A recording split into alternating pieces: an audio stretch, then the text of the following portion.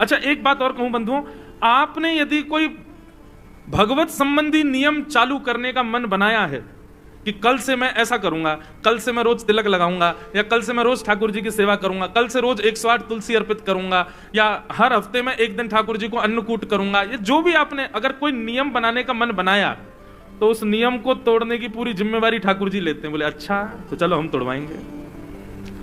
और किसी ना किसी रूप में वो नियम तोड़वाते ही हैं, इसलिए घबराना नहीं।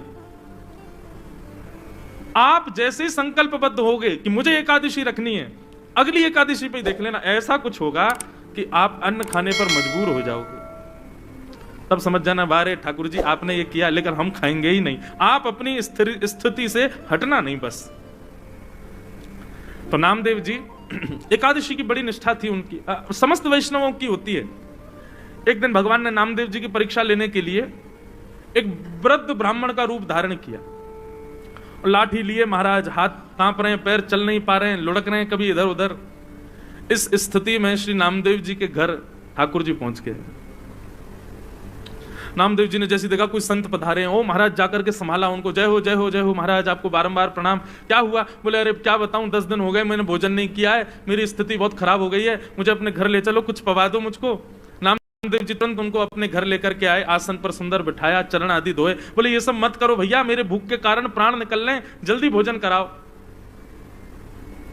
नामदेव जी बोले भगवान आज एकादशी है, तो आप कहें तो मैं दूध पिला दूं।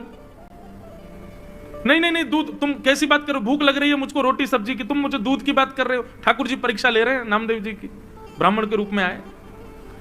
नामदेव जी बोले तो फल खा लीजिए। बोले फल खा लूंगा तो मुझे जुकाम हो रहा है, मैं फल नहीं खा सकता, मैं बीमार हो जाऊंगा, डॉक्टरों ने मना किया, वैद्यों ने मना किया है। नामदेव जी बोले तो फिर क्या आपको अर्पित करूं बताओ। बोले दाल भात बनवाओ, दाल भात बनवाओ, रोटी सब्जी बनवाओ, जल्दी वही पाऊंगा।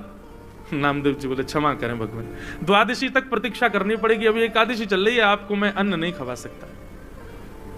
ब्राह्मण बोलने लगा मेरे प्राण निकल जाएंगे, मैं मर जाऊंगा अभी यहीं पर।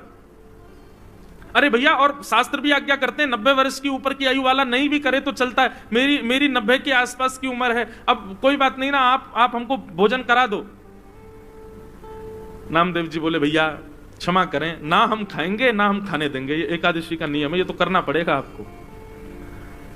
बोले मेरे प्राण निकल जाएंगे, मर जाऊंगा, तुमको अच्छा लगेगा तुम्हारे घर पर आकर के कोई ब्राह्मण भूखा मर जाए?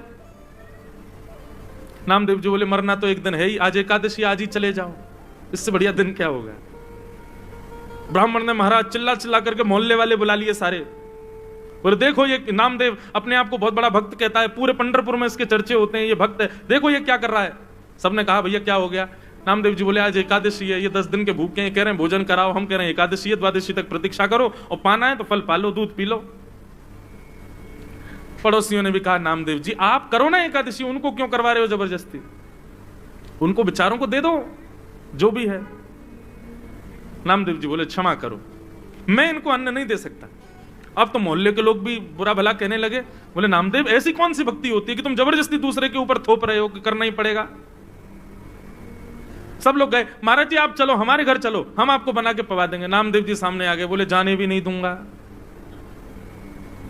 मुझे पता चल जाए कि एकादशी और कोई अन्न खाने बैठ रहा तो मैं थाली उठा के भाग जाऊं, मैं नहीं खाने दूंगा। अब तो महाराज ठाकुर जी नाटक करने में तो ठाकुर जी एक नंबर है, हाथ पांव कांपने लगे ठाकुर जी के, और महाराज गिर पड़े, मुंह से झाग निकलने लगा। बोले नामदेव मेरे प्राण निकल रहे हैं, कुछ तो दे दो। अपने बच्चों को बैठाया, बोले सुनो कीर्तन करो, ठीक है आप प्राण त्यागो, वैकुंठ में जाइयो, वहां जाके ठाकुर जी से कहना वो पवाएंगे आपको। सब लोग नामदेव जी को गाली देने लगे, लेकिन नामदेव जी नहीं माने। और महाराज करते करते करते ठाकुर जी ने ब्राह्मण के भेष में ऐसा प्रतीत कराया कि उनके प्राण निकल गए। और जैसे ही प्राण निकले, मोहल्ले के लोग, पंढरपुर के लोग नामदेव जी को खड़ी खुट्टी सुनाने लगे। बोले अरे नामदेव ब्रह्म हत्या लग गई तुझे, ऐसी कौन सी एकादशी है, कौन सी एकादशी पर तू इतना ज्यादा मचल रहा है, आज तुझे ब्रह्म हत्या लग गई। नामदेव जी के नेत्रों से आने लगे, चरणों में प्रणाम किया, तुलसी की माला करके उस ब्राह्मण देवता को पहना दी। कितना भाग गया पंढरपुर चित्र में, चंद्रभागा नदी के पर, और एकादशी के प्राण त्याग दिए, और वो भी निराहार होकर के, बिना आहार लिए। कितने बड़े सौभाग्य की बात है। देवी अपनी पत्नी से बोले अब हमको ब्रह्महत्या लग गई है, ठीक है एकादशी के लिए ही सही, लेकिन हत्या तो हो गई, कारण तो हम ही लोग बने। अब ठाकुर जी तो हमारे हाथ की सेवा स्वीकार नहीं करेंगे, और अब तो हम नाम जाप करने के भी अधिकारी नहीं है क्योंकि ब्रह्महत्या लग गई। चलो इन ब्राह्मण देवता की अंत्येष्टि करते हैं और उसी चिता में हम लोग भी जीवित अपने प्राण त्याग देंगे। जब हमने ऐसा किया तो हम ये करेंगे। ठाकुर जी की महाराज ब्राह्मण वेश की अर्थी बनाई, अर्थी पर ठाकुर जी को लिटाया। ठाकुर जी अभी भी परीक्षा चली रही है ठाकुर जी की। सोचो कितनी स्थिति पहुंच गई, यहां तक तो कोई भी हम में से आप में से कोई भी पिघल जाएगा, लेकिन नामदेव जी नहीं माने। सुंदर चिता लगाई, चिता पर ब्राह्मण देवता को बैठाया, अपने छोटे से पुत्र को बैठा दिया, अपनी पत्नी को बैठा दिया उसी चिता पर, और स्वयं भी बैठ गए, और पंडरीनाथ भगवान का स्मरण करते हुए चंद्रभागा नदी को प्रणाम करके अग्नि का एक सुंदर लकड़ा लेकर के स्वयं चिता में लगा करके नामदेव जी हाथ जोड़ गए। जैसे ही अग्नि, अभी भी ठाकुर जी सोच रहे थे कि कुछ तो होगा, नामदेव शायद बदल जाए, लेकिन नहीं, नामदेव जी तो पूरे तैयार थे प्राण त्यागने को। जैसे ही चिता की अग्नि नेक ठाकुर जी की कमर पर छुई होगी, सोई महाराज ब्राह्मण देवता तो उठ करके बैठ गए, नामदेव जी को खींच लिया, उनकी पत्नी को खींच लिया, बच्चों को खींच लिया। नामदेव जी महाराज देखने लगे क्या हुआ, तुरंत नामदेव जी को झलक दिख गई कि ब्राह्मण के रूप में साक्षात श्री पंडरीनाथ भगवान ही खड़े हैं। अपने हृदय से लगा लिया नामदेव जी को। सब गांव के लोग इकट्ठे हो गए देखने के लिए, और जैसे ही हृदय से गाया ऐसा प्रतीत हुआ, एक क्षण के लिए दर्शन देकर के ठाकुर जी वहां से अंतर्ध्यान हो गए। सब ढूंढने लगे ब्राह्मण कहां गया कहां गया। नामदेव जी ने बताया, बोले ब्राह्मण नहीं थे, श्री पंडरीनाथ ही आए थे और हमारी एकादशी की परीक्षा लेने आए थे।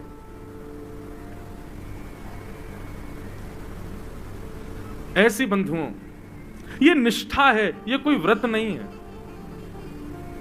ये आपका प्रेम है ठाकुर जी के प्रति। उसको प्रेम की तरह ही इजहार करो उसका। नियम जब बन जाता है ना तो वहां प्रेम नहीं रहता। ठीक है एकादशी एक नियम है, पर उसको प्रेम की तरह पालन करो कि हमारा प्रेम है ठाकुर जी के प्रति, कि हम आज आपके लिए हम अन्न नहीं पाएंगे। महीने में 2 बार हर वैष्णव अपने ठाकुर जी के लिए एकादशी का व्रत करते हैं। तो ऐसी एकादशी जरूर करनी चाहिए भैया। पहले हमसे भी नहीं होती थी, पर अब हमने भी प्रारंभ, कथा कहते कहते हमारे जीवन में भी भाव आया, अब हम भी करते हैं।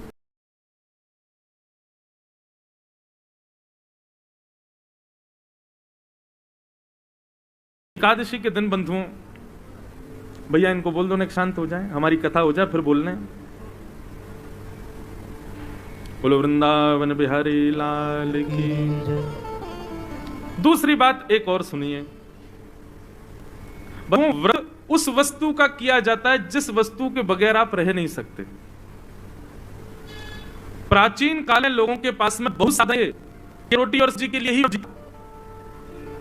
बच्चे प्राचीन काल में, आज से 100 वर्ष पहले भी, वो एक्साइटमेंट उनका तभी होता था जब मां चूल्हे में अग्नि लगाती थी।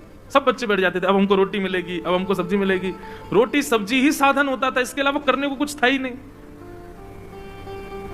इसलिए प्राचीन काल में, प्राचीन भारत से या प्राचीन युगों से व्रत के रूप में अन्न का त्याग बताया गया। आज भी अन्न का त्याग ही व्रत है, पर मुझे ऐसा लगता है, ये शास्त्र की बात नहीं, ये मुझे ऐसा लगता है कि व्रत करना है तो उस वस्तु का करो जिसमें आप आसक्त हो। और आज की डेट में सबसे ज्यादा आसक्त व्यक्ति है इसके प्रति। इस बार की एकादशी तो ठीक है, अगली एकादशी, क्योंकि भोजन छोड़ना कोई बड़ी बात नहीं है आज की डेट में। मैं कितने घरों में जाता हूं, हमारे बच्चे पतले दुबले, मैंने कि माता जी इनको खिलाती क्यों नहीं, पूरे दिन फोन में लगा रहता है, खाता ही नहीं है, भूख ही नहीं लगती इसको। आजकल भोजन छोड़ना बड़ी बात नहीं है, 2-2 दिन भी लोग भूखे।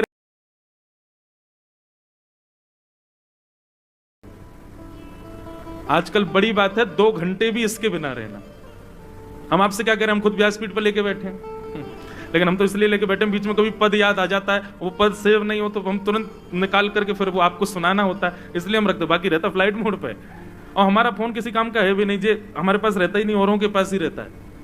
लेकिन फिर भी हूं तो मैं भी आप लोगों में से ही। एकादशी करनी है तो उस वस्तु की करो जिसके प्रति आपकी ज्यादा आसक्ति है। व्रत करना है तो उस वस्तु का करो जिसके प्रति आपका लगाव इतना है कि उसके बगैर आप रह ही नहीं पाते।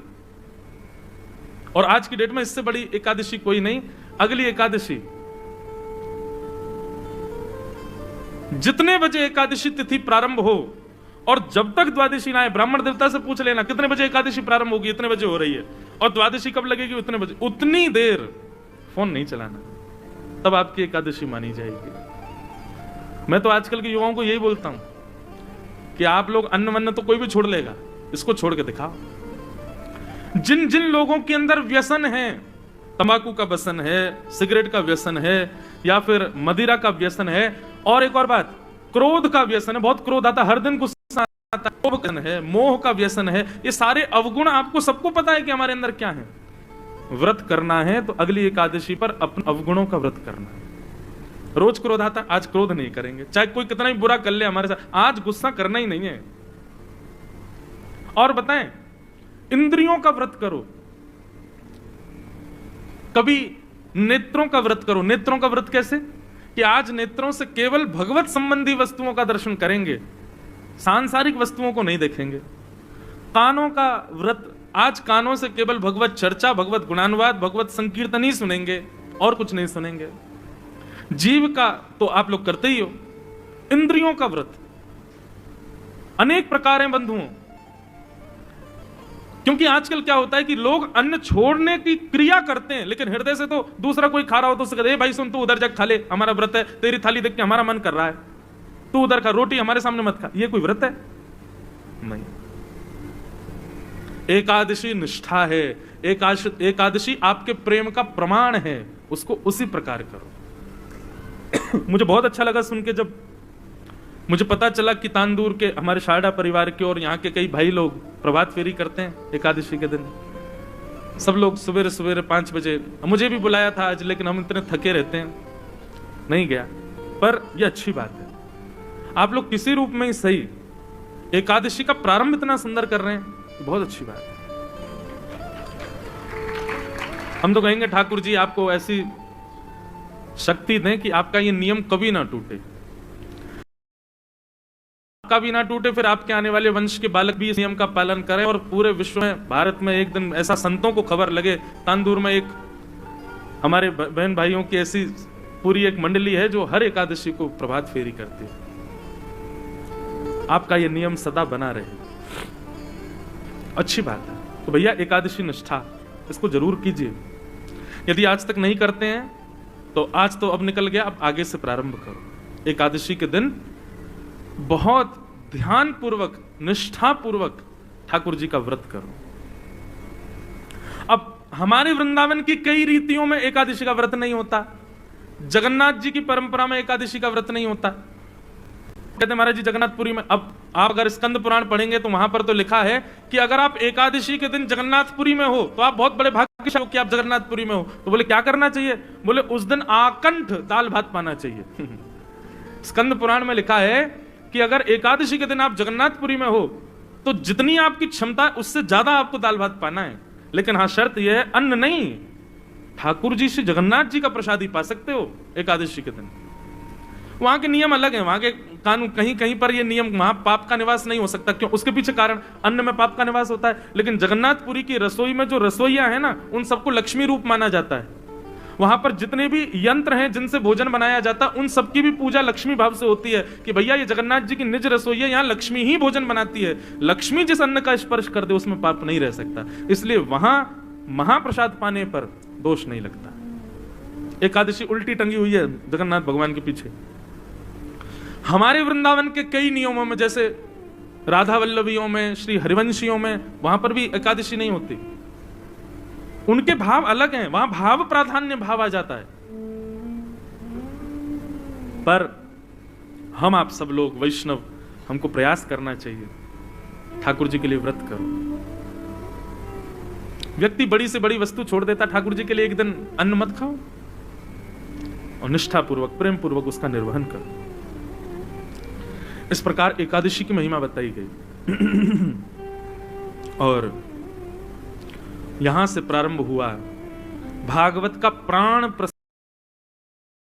प्रसंग रास पंचाध्याय। बहुत सावधानी से बैठिएगा आप सब लोग कि भगवान पिता रात्रि शरदोत्फुल्ल मल्लिका विक्षरन्तुं मनश्चक्रे योग मायाम् उपाश्रिता। सब लोग बहुत सावधानी से सुनिए, ये रास की कथा है। यहां पर महादेव को भी रोक दिया गया था। आप लोग तो सामान्य जीव हो, इसलिए थोड़ा विचार कीजिएगा और बहुत सावधानी से सुनिएगा।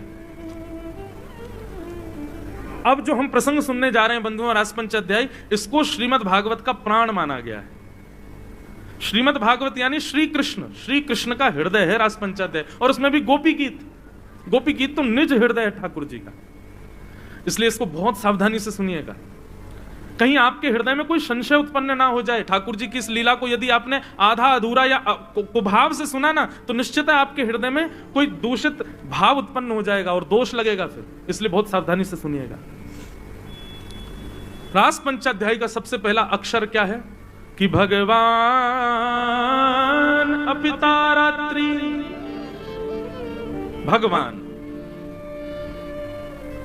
भगवान शब्द से रास पंचाध्याय का प्रारंभ होता है। आप लोग इतनी कथा सुनते हो, इतना मंदिर जाते हो, इतना सब गुरुजनों का संग करते हो, इतना पवित्र जीवन जीते हो, चलो मुझे बताओ भगवान की परिभाषा क्या है?